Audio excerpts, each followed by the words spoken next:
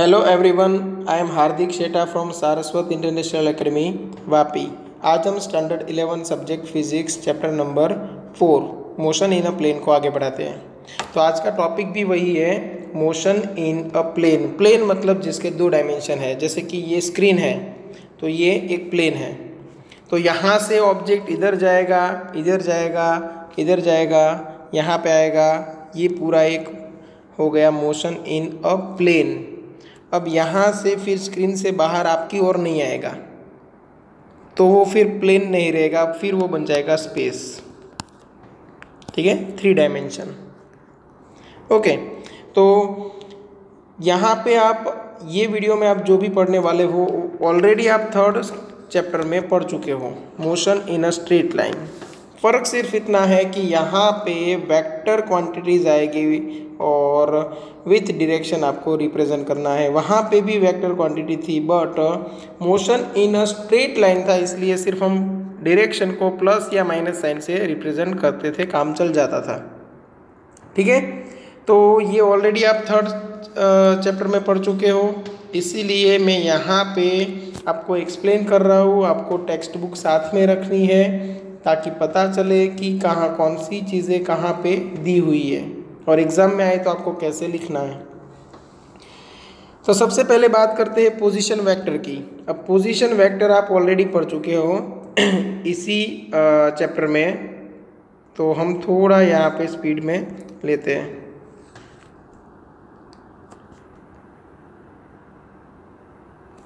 ठीक है, सपोज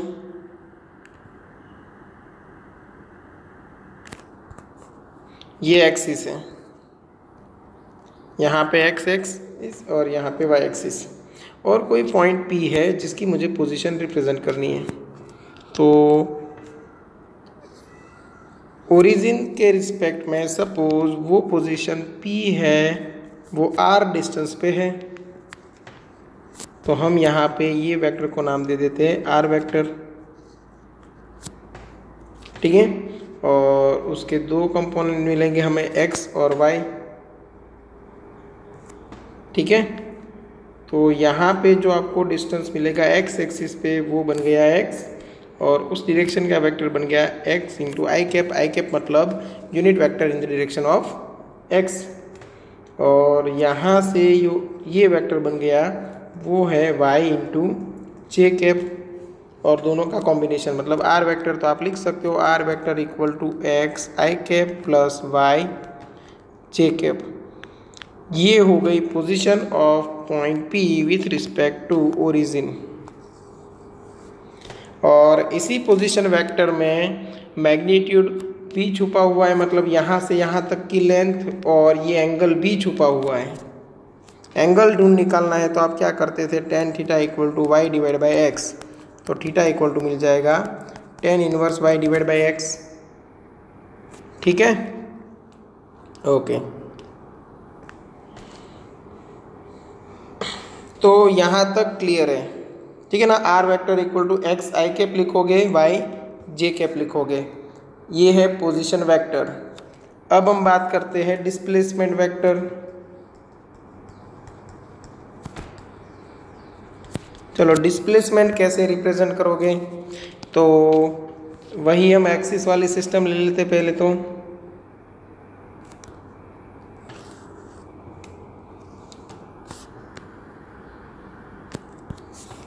ठीक है, ये है एक्स एक्सिस, ये है वाई एक्सिस। सपोज कोई एक पॉइंट की इनिशियल पोजीशन ये है, इनिशियल पोजीशन है P, और वो मूव होके गया P डैश पे, और किसी भी रास्ते से सपोज ऐसे मूव हुआ,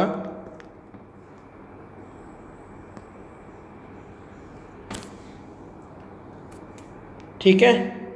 तो जो P है वहाँ का वेक्टर आप ड्रॉ करो, ये वेक्टर को मैं नाम दे देता हूँ R वेक्टर,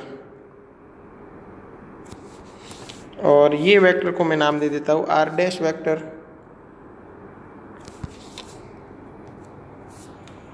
ठीक है, ये है R वेक्टर और ये है R dash vector P dash के लिए।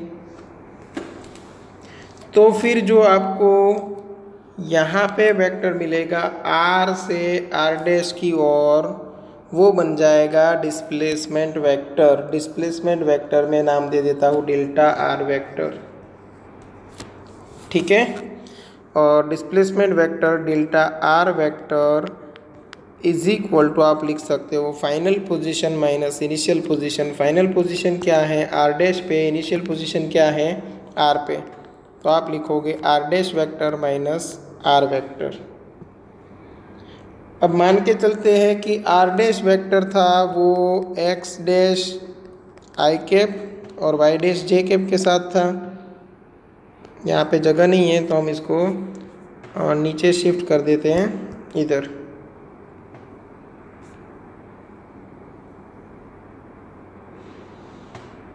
चलो ये डिस्प्लेसमेंट वेक्टर हो गया। अब वही सपोज ये आर एक्स डैश, या तो सिर्फ एक्स लिख देते हैं, x dash i cap plus Y dash j cap है। और ये आर वेक्टर तो हमें पता है एक्स आई कैप प्लस वाई जे कैप था। हमें सब्ट्रैक्शन भी आता है, आई कैप का आई कैप के साथ ही सब्ट्रैक्शन करना है। मतलब आप लिखोगे एक्स डैश माइनस एक्स आई cap plus Y dash minus Y जे कैप। मतलब ये चेंज इन पोजीशन एक्स हुआ तो डेल्टा एक्स आई कैप प्लस क्या बन गया delta Y J cap. Delta are vector आपको मिल गया। तो ऐसे आप ढूंढोगे डिस्प्लेसमेंट वेक्टर, उसका मैग्नीट्यूड अगर लेना है तो अंडर रूट क्या करोगे delta X square plus delta Y square. Direction चाहिए तो क्या करोगे tan theta equal to delta y divide by delta x. आपको एंगल मिल जाएगा विथ एक्स एक्सिस। एकदम सिंपल है, ठीक है। तो ये हो गया डिस्प्लेसमेंट वेक्टर। अब बात करते हैं वेलोसिटी की। अब बात करेंगे वेलोसिटी। आपको याद है तो चैप्टर 3 में हम पहले पढ़ते थे डिस्टेंस, फिर पढ़ते थे डिस्प्लेसमेंट और उसके बाद पढ़ते थे वेलोसिटी, उसमें भी एवरेज वेलोसिटी और इंस्टेंटेनियस वेलोसिटी, उसके बाद एक्सेलरेशन, उसमें भी एवरेज एक्सेलरेशन और इंस्टेंटेनियस एक्सेलरेशन। बस यही चीज़ें सारी हमें यहाँ पे पढ़नी है, ठीक है। चलो ये इक्वेशन को मैं नाम दे देता हूँ 1 और हम वेलोसिटी की बात करते हैं। तो सबसे पहले आप पढ़ोगे एवरेज वेलोसिटी। सबसे पहले आपको पढ़ना है एवरेज वेलोसिटी। अब एवरेज वेलोसिटी मतलब क्या? The average velocity of an object is the ratio of the displacement and the corresponding time interval. Similar चीज़ है ना कि टाइम इंटरवल अगर आप बढ़ा लेते हो तो एवरेज वेलोसिटी मिलेगी। अगर टाइम इंटरवल है वो very very very very small ले लोगे, मतलब नियरली इक्वल टू 0 ले लोगे, तो आपको जो वेलोसिटी मिलेगी वो एट अ पर्टिकुलर टाइम मिलेगी, मतलब इंस्टेंटेनियस वेलोसिटी मिलेगी, ठीक है। तो यहाँ पे एवरेज वेलोसिटी v वेक्टर और उसमें भी एवरेज, तो आपको मिलेगा delta are vector divide by delta t. हम वहाँ पे क्या करते थे v equal to delta x by delta t displacement upon time. यहाँ पे भी सेम वही कर रहे हैं।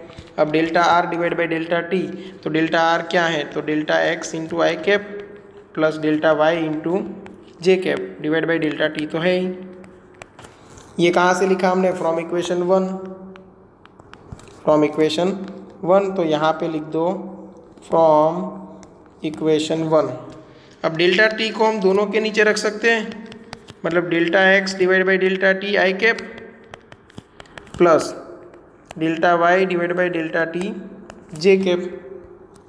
मतलब ये हो गई velocity in x direction average plus average velocity in y direction और ये जे कैप, ये हो गई एवरेज वेलोसिटी।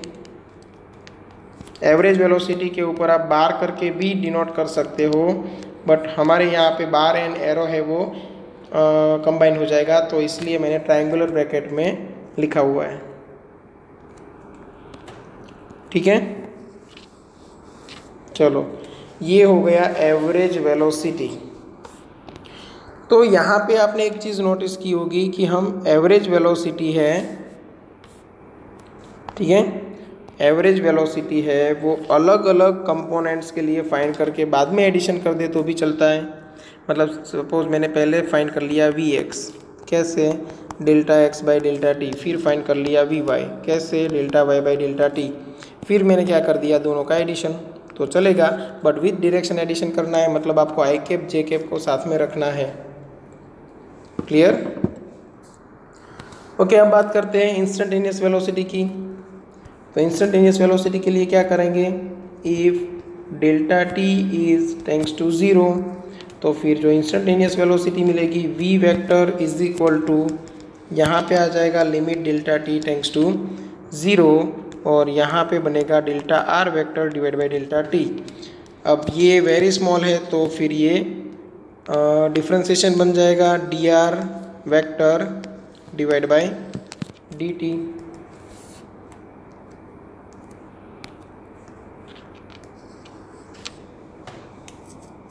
ठीक है, अब समझते हैं कि वेलोसिटी की डायरेक्शन क्या होनी चाहिए। देखो, डिस्प्लेसमेंट की डायरेक्शन तो हमें पता चल गई कि इनिशियल पोजीशन से फाइनल पोजीशन की ओर होगी, बट वेलोसिटी की डायरेक्शन क्या होगी वो अभी समझना है। ठीक है, अब वेलोसिटी की डायरेक्शन क्या होगी उसके लिए फिर से हम एक डायग्राम ले लेते हैं। कौन सा, ये वाला। तो वेलोसिटी की डायरेक्शन के लिए मैंने यहाँ पे ले लिया है एक ग्राफ। अब सपोज कोई एक पार्टिकल है, वो इस पाथ पे ऐसे मूव हो रहा है,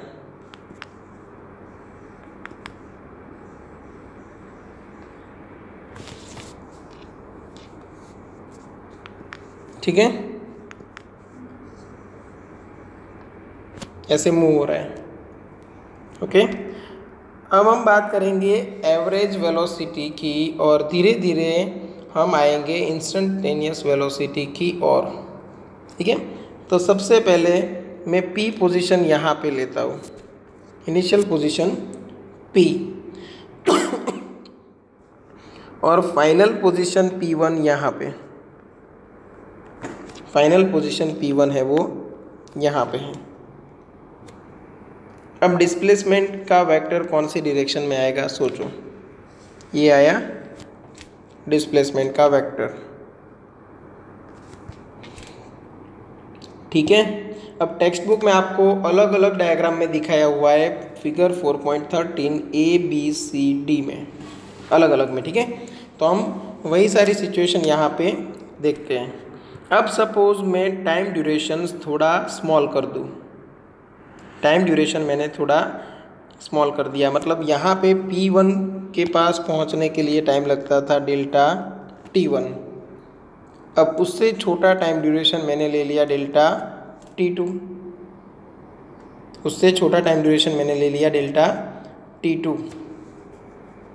ठीक है, तो तब पार्टिकल P1 तक नहीं पहुंचा होगा, तब पार्टिकल सपोज यहाँ पे पहुंचा हुआ है, कहाँ पे, P2 पे, तो ये जो डायरेक्शन है वो कहाँ तक हो जाएगी, P1 से लेके P2 की ओर हो जाएगी, डायरेक्शन चेंज हो गई। ठीक है ना, P1 से लेके P2 की ओर हो गई, और पोजीशन वेक्टर्स तो है ही, उनको तो आप याद रखोगे ही, मतलब यहाँ से यहाँ तक का जो पोजीशन वेक्टर है वो R वेक्टर है।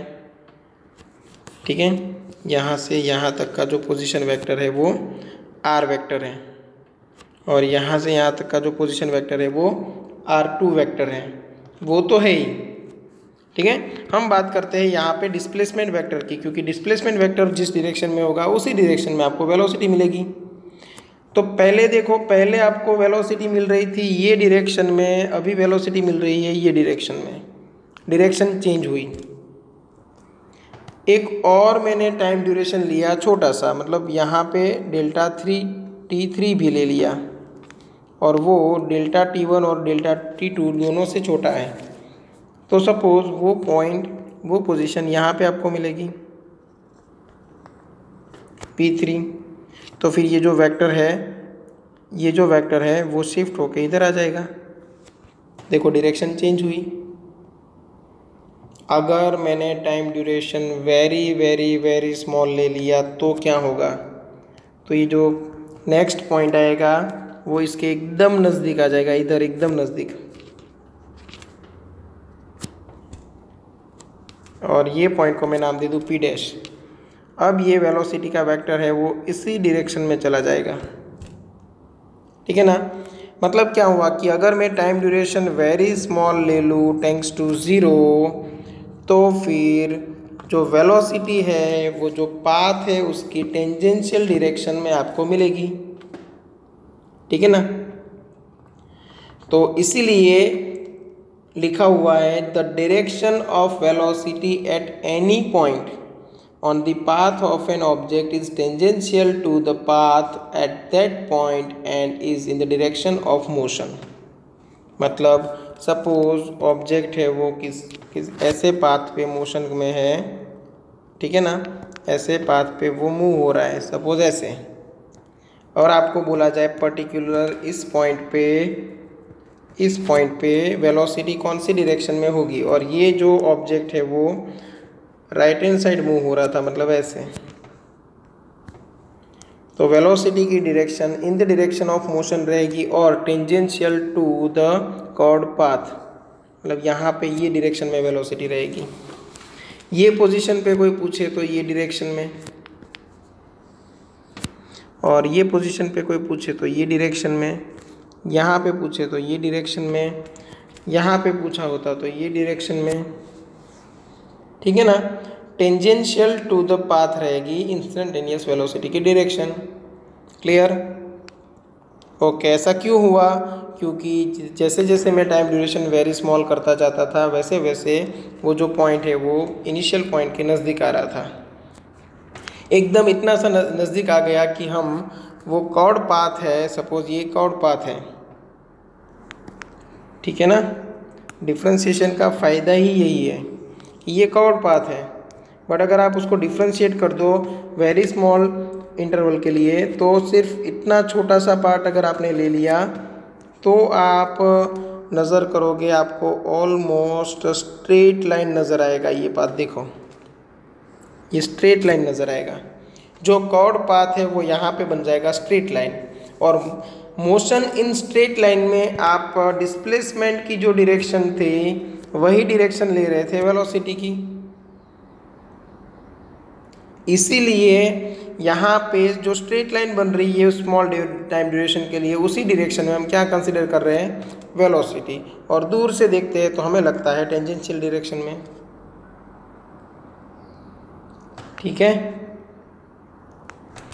और मैंने जो दिखाया था उससे तो काफ़ी छोटा डिस्टेंस होगा, क्योंकि हम टाइम ड्यूरेशन लेने वाले हैं very very very very small, जितना हो सके उतना स्मॉल,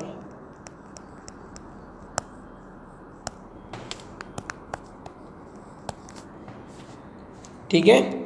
तो ऑलमोस्ट आप बोल सकते हो दो पॉइंट उतने नज़दीक आ जाएंगे कि एक ही पॉइंट लगेगा, और एक ही पॉइंट में से पास होने वाला एरो है वो हम क्या बोलते हैं? टेंजेंट, ठीक है। ओके, अब फर्दर डेरिवेशन पे आते हैं। अभी क्या करते हैं? वेलोसिटी का वही फॉर्मूला हम फिर से रिप्रेजेंट कर रहे हैं उसी को, मतलब वी वेक्टर इक्वल टू आप क्या करोगे? D r vector divide by D t, instantaneous velocity. तो मैं यहाँ पे लिख सकता हूँ d by D t, d r क्या था? एक्स आई कैप प्लस वाई जे कैप, मतलब ये बन गया d x by D t i cap plus d Y by D t j cap. सिर्फ आर की जगह पे मैंने लिखा है एक्स आई कैप प्लस वाई जे कैप, ठीक है। तो ये बन गया v x I cap plus we Y J cap. ऐसा लगे तो वीडियो देखते जाओ और नोट्स बनाते जाओ, ठीक है। तो ये वेलोसिटी मिल गई V x I cap plus we Y J cap, where V X equal to D x by D T. यहाँ पर लिख सकते हो where V X equal to D x by D T और we Y equal to D Y by D T. V X को नाम क्या दोगे आप? तो वी एक्स मतलब एक्स कंपोनेंट ऑफ वेलोसिटी, ठीक है, और वी वाई मतलब Y component of velocity. Okay, magnitude क्या रहेगा? v इक्वल टू, तो under root v x square plus we y square, ये क्या बन गया? मैग्नीट्यूड। और डायरेक्शन क्या रहेगी? तो डायरेक्शन रहेगी टेन थीटा की हेल्प से v y divide by v x. तो आपको थीटा जो मिलेगा वो tan inverse v y divide by v x मिलेगा। और यहाँ पे लिखना है विथ कौन सा थीटा है, वो विथ एक्स एक्सिस रहेगा। विथ वाई एक्सिस चाहिए तो tan inverse v x divide by v y ले लो। ठीक है, ओके। तो अब सेम चीज़ें हमें पढ़नी है एक्सेलरेशन के लिए।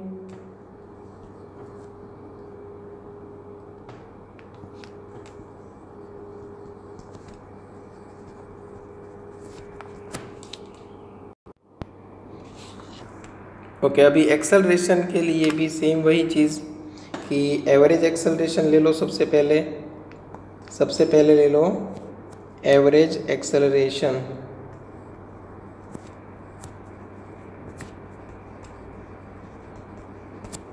अब एवरेज एक्सेलरेशन के लिए क्या करेंगे हम, तो average acceleration is given by change in velocity divide by change in time. तो चेंज इन वेलोसिटी क्या रहेगा, तो delta v x I cap plus delta v Y J cap divide by delta t. दोनों के नीचे रख दो delta v x divide by delta T into I cap plus delta v y divide by delta T into J cap. हमने direction I cap J cap की help से दिखा दी है, इसलिए यहाँ पे एरो करने की ज़रूरत नहीं है, करोगे तो भी गलत हो जाएगा। ठीक है, तो ये बन गया ए x into I cap plus A Y into J cap vector A is equal to. ठीक है, फिर ले लो if delta T time is nearly equal to 0 then acceleration is equal to, यहाँ पे आप लिखोगे limit delta T tends to 0 और यहाँ पे delta V vector divide by delta T. तो ये इंस्टेंटेनियस एक्सेलरेशन बन जाएगा D V divide by D T. तो यहाँ पे d by D T v की जगह पे क्या लिख सकते हैं, v x I cap plus we Y J cap. तो ये बन गया d v x divide by D t into I cap plus d v y divide by D t into J cap.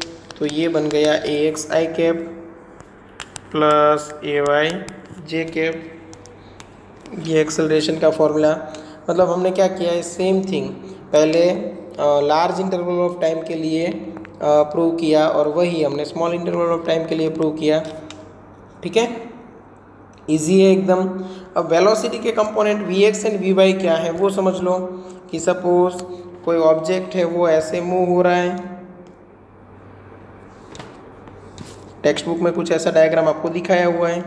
तो यहाँ पे ये जो वेलोसिटी की डायरेक्शन रहेगी वो टेंजेंशियल डायरेक्शन में रहेगी। मतलब समझो ये पोजीशन पे वेलोसिटी ये डायरेक्शन में है, तो उसके दो कंपोनेंट बन सकते हैं। कौन कौन से दो कंपोनेंट, एक इस तरफ का तो वो बन गया वी एक्स कंपोनेंट और एक यहाँ से ऊपर की ओर वो बन गया वी वाई कंपोनेंट। तो वी वाई इंटू जे कैप वी एक्स इंटू आई कैप। क्लियर, और ये बन गया थीटा विथ एक्स एक्सिस। तो टेन थीटा इक्वल टू क्या कर सकते हो, ऑपोजिट अपॉन एडजेसेंट साइड, मतलब v y upon v x. ठीक है ना, ये हम इजीली समझ सकते हैं। अब एक्सेलरेशन की डायरेक्शन के लिए समझो। अब एक्सेलरेशन की डायरेक्शन के लिए समझो कि मैं अलग अलग डायग्राम लेके आपको एक्सप्लेन कर रहा हूँ फटाफट, और टेक्स्ट बुक में वो सारे डायग्राम्स दिए हुए हैं कि सपोज एक ऑब्जेक्ट है वो ये पाथ को फॉलो कर रहा है। ठीक है, ऐसे कोई पाथ को फॉलो कर रहा है और वो ऑब्जेक्ट की यहाँ पे एक पी पोजीशन पे वेलोसिटी है, वो ये डायरेक्शन में है, और किसी दूसरा पॉइंट मतलब P1 पोजीशन पे जो वेलोसिटी है P1 पोजीशन पे वो ये डायरेक्शन में है। तो ये बन गया V1। ठीक है ना, या तो P डैश पॉइंट को नाम दे दो और वेलोसिटी को नाम दे दो V डैश। ठीक है, अब एक्सेलरेशन की डायरेक्शन कौन सी डायरेक्शन में होती है, चेंज इन वेलोसिटी की डायरेक्शन में देखो वेलोसिटी की डायरेक्शन थी चेंज इन पोजीशन, मतलब डिस्प्लेसमेंट की डायरेक्शन में। तो सेम वे एक्सेलरेशन की डायरेक्शन आएगी चेंज इन वेलोसिटी की डायरेक्शन में, क्योंकि acceleration equal to change in velocity divide by time होता है। अब टाइम की तो कोई डायरेक्शन होती नहीं है, मतलब जो चेंज इन वेलोसिटी की डायरेक्शन रहेगी वही डायरेक्शन हो जाएगी एक्सेलरेशन की। तो उसके लिए चेंज इन डायरेक्शन के लिए आपको क्या करना पड़ेगा, दोनों वेक्टर को एक्सटेंड करना पड़ेगा। सपोज ये वेक्टर को मैं खींच के इधर लिखूं तो ऐसे बनेगा, और ये वेक्टर को खींच के लाओ तो ये डायरेक्शन बनेगी। अब इनिशियल वेलोसिटी v है और फाइनल v डैश, तो फाइनल माइनस इनिशियल करना है, तो एक्सेलरेशन का एरो है वो इस तरफ आएगा, क्योंकि ये v है वो इनिशियल है और ये है फाइनल। तो इनिशियल से फाइनल की ओर जाना है, ये डायरेक्शन हो गई डेल्टा v की, और वही डायरेक्शन हो गई एवरेज एक्सेलरेशन की। समझ में आया? क्लियर है? ओके। ये फर्स्ट डायग्राम आपको दिया हुआ है टेक्स्ट बुक में। अब सेकंड डायग्राम में क्या किया, ये तो समझ में आ गया ना।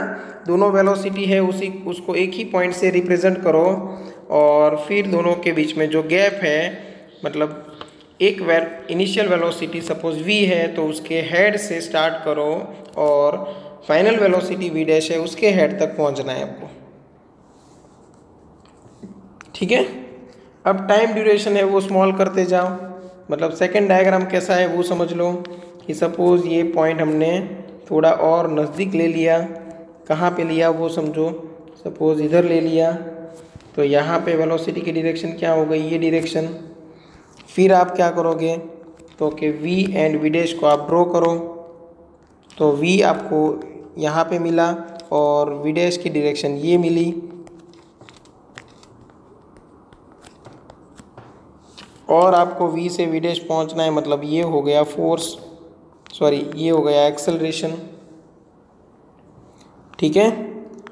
और नज़दीक लेके आओ पॉइंट को, तो हो सकता है कि कुछ ऐसे मिले आपको,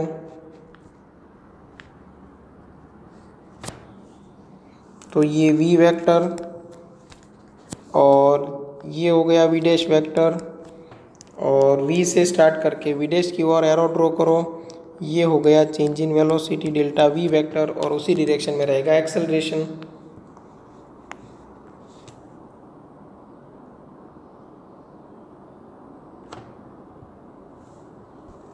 और इंस्टेंटेनियस की बात करें तो इंस्टेंटेनियस एक्सेलरेशन है वो किसी भी डायरेक्शन में हो सकता है। वो डिपेंड करेगा कि उस टाइम पे वेलोसिटी उस स्मॉल टाइम ड्यूरेशन के लिए वेलोसिटी जो चेंज हो रही है वो कौन सी डायरेक्शन में हो रही है। इसीलिए लिखा हुआ है देखो, not that in one dimension the velocity and acceleration of an object are always along this same straight line. Okay, या तो वो सेम डायरेक्शन में हो सकते हैं या तो ऑपोजिट डायरेक्शन में हो सकते हैं। हाउएवर फॉर मोशन इन 2 और 3 dimension velocity and acceleration vector may have any angle between 0 to 180। Velocity और एक्सेलरेशन के बीच में 0 to 180 के बीच में कोई भी एंगल हो सकता है। ठीक है। और ऑलवेज आपको एक्सेलरेशन लेना है चेंज इन वेलोसिटी की डायरेक्शन में।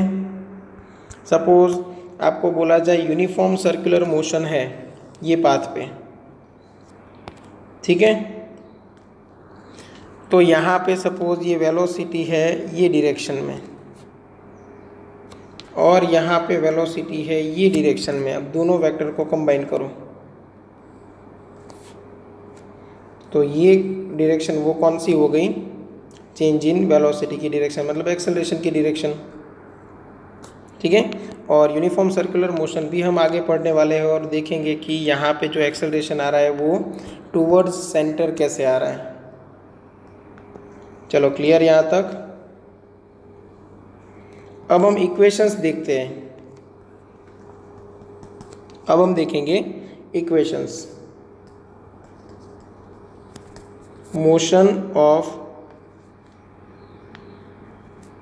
Motion in a plane with constant acceleration। ठीक है। जो आप थर्ड चैप्टर में पढ़े हो वही सारे इक्वेशंस यहाँ पे रिपीट होंगे। मतलब ए वेक्टर इक्वल टू क्या करोगे आप, v vector minus v naught vector divide by t minus zero, मतलब टाइम टी, इनिशियल टाइम हमने ले लिया है 0। ठीक है, तो वी नॉट क्या है, इनिशियल टाइम पे वेलोसिटी, मतलब इनिशियल वेलोसिटी। वी क्या है, फाइनल वेलोसिटी। तो यहाँ से आपको फर्स्ट इक्वेशन मिलेगा v equal to v naught plus a t. तो ये वेक्टर फॉर्म में आ गया है, तो similar v equal to v naught plus a t. अगर v के दो कंपोनेंट ले लो, तो अगर मुझे वी एक्स पहले फाइंड करना है तो आप क्या करोगे, v naught x plus a x into t, और वी वाई इक्वल टू क्या करोगे, वी नॉट वाई प्लस ए वाई इंटू टी। ये हमने कंपोनेंट्स ले लिए हैं, इसलिए डायरेक्शन की ज़रूरत नहीं है। मतलब आप वेलोसिटी ये फॉर्मूला की हेल्प से फाइंड कर सकते हो, या तो आप अलग अलग कंपोनेंट की वेलोसिटी फाइंड करके फिर v vector equal to v x I cap plus we Y J cap में रख दो तो भी चलेगा। ठीक है, कभी कभी ये कंपोनेंट्स लेके काम इजी बन जाता है। ओके, अब बात करते हैं डिस्प्लेसमेंट की।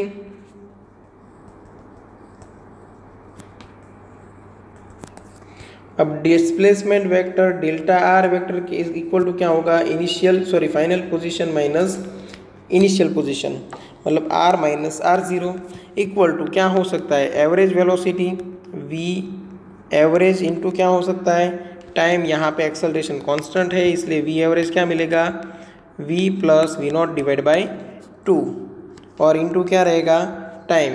वी की जगह पे आप क्या कर सकते हैं, v naught plus a T,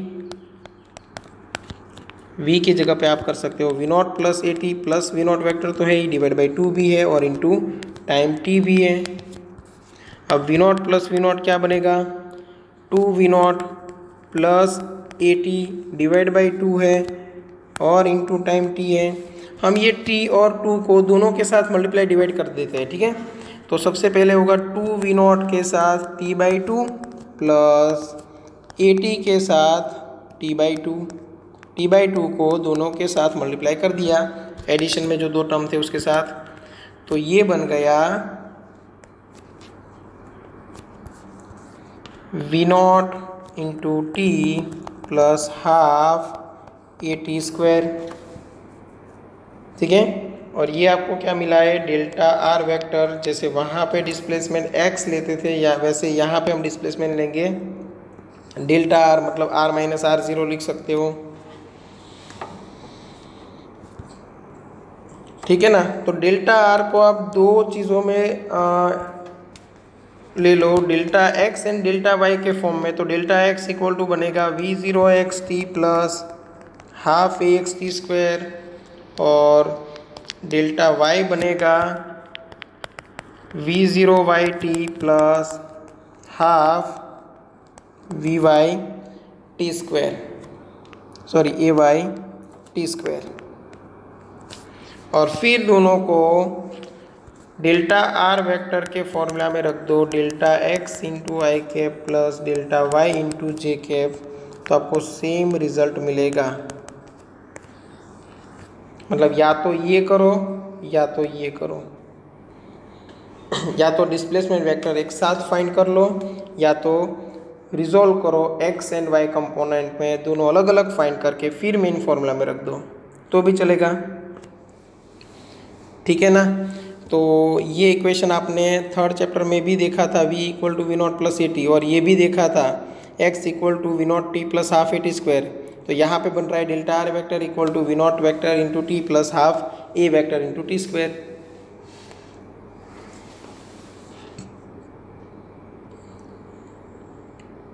ठीक है, ओके, तो अब बात करते हैं रिलेटिव वेलोसिटी की। ये भी सेम है, अगर चैप्टर 3 अच्छे से आता है तो ये चैप्टर में कोई प्रॉब्लम नहीं होगी। अब रिलेटिव वेलोसिटी हमें लेनी है इन 2 डायमेंशन।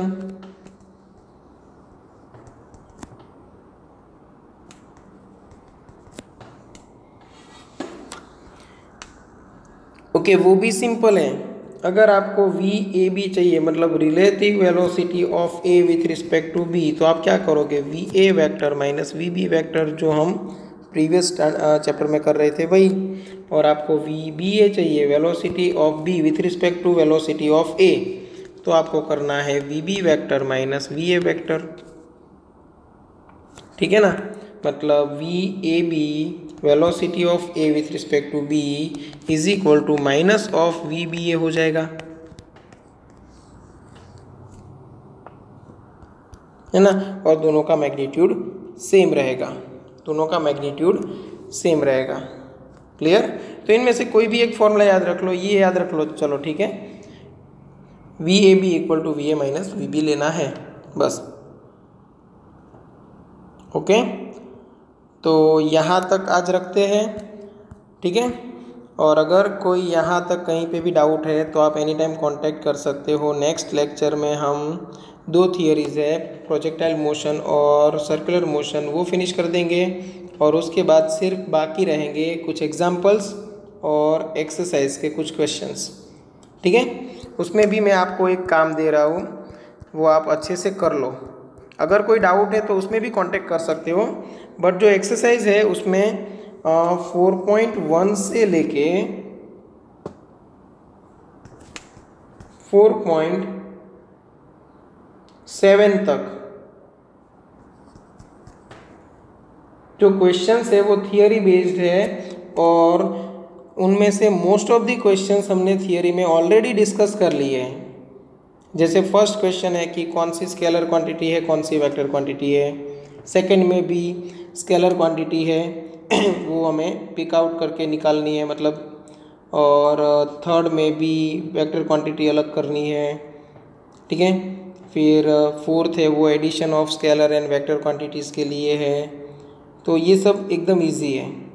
फिर फिफ्थ क्वेश्चन है वो ट्रू और फॉल्स है। फोर्थ है वो लॉजिकल क्वेश्चन है। फिफ्थ है वो ऑप्शनल है, 4 में से एक ऑप्शन, सिक्स्थ है वो लॉजिकल है, और सेवेंथ है वो ऑप्शनल है, 4 में से कोई भी एक ऑप्शन आपको सिलेक्ट करना है, ठीक है। तो 4.1 से लेके 4.7 तक एकदम इजी है एक्सरसाइज। तो आप एक बार खुद ट्राई करो। अगर कुछ समझ में ना आए तो एनी टाइम कांटेक्ट कर देना। किसी भी क्वेश्चन का सॉल्यूशन आपको समझ में ना आए तो कांटेक्ट कर सकते हो, ओके। और एक्सरसाइज में हम 4.8 से फिर सारे क्वेश्चंस सॉल्व कर लेंगे, ओके। चलो यहाँ तक रखते हैं। Thank you.